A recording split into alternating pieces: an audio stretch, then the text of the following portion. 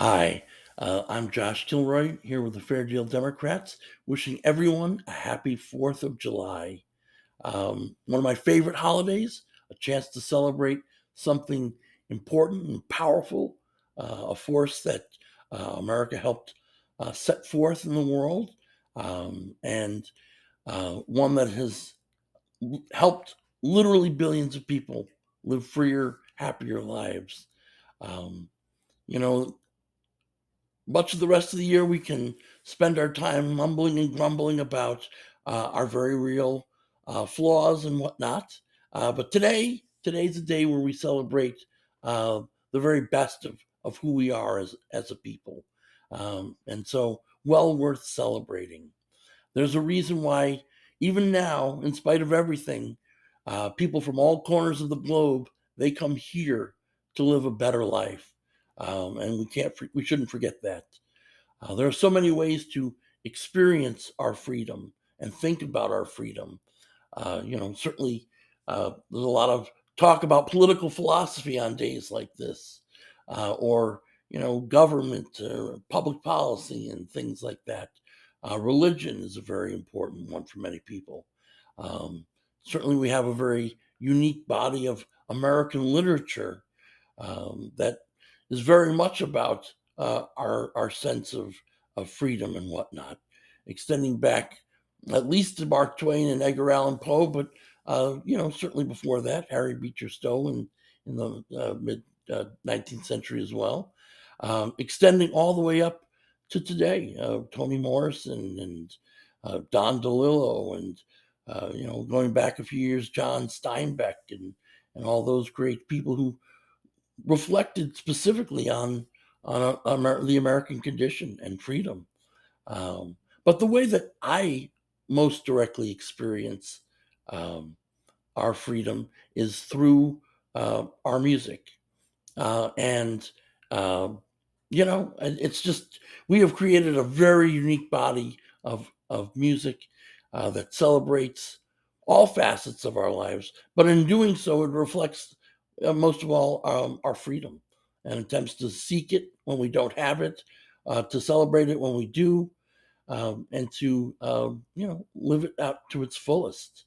And I was thinking of all the great artists that mean America to me. So much of my favorite music is from England, which is great.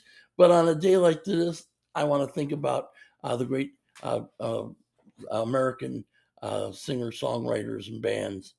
And I was thinking of, some of the great old, bluegrass artists, the people like Bill Monroe and, country artists like Willie Nelson, who go out of their way to represent a certain vision of America. Certainly, and then bands like Credence Clearwater Revival. Um, and I got to thinking about this because I was watching a documentary on the Grateful Dead, and they were explicitly talking about freedom and being out on the road, experimenting with new sounds, meeting new people, meeting new challenges. And that really, got me thinking about all of this. And in spite of the flaws in their project, right? I mean, there's a band with a body count. They did represent that. And, I'm wearing a tie-dye shirt today to celebrate that part of it. Um, but when I really think about the music that represents freedom and the struggle for it, I always come back to our great African American musicians and singers. Um, it is a never ending marvel that even in the face of so much misery and pain caused by slavery and Jim Crow, that so many African American artists created music of great joy.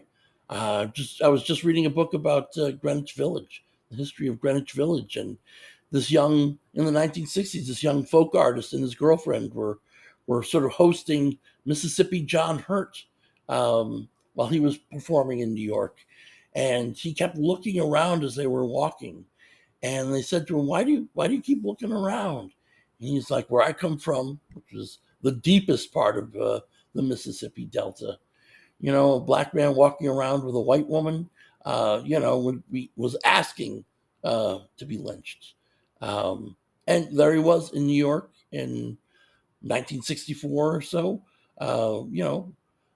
experiencing that freedom and creating. More importantly, he created consistently, even in the face of it, even in Mississippi, all those years.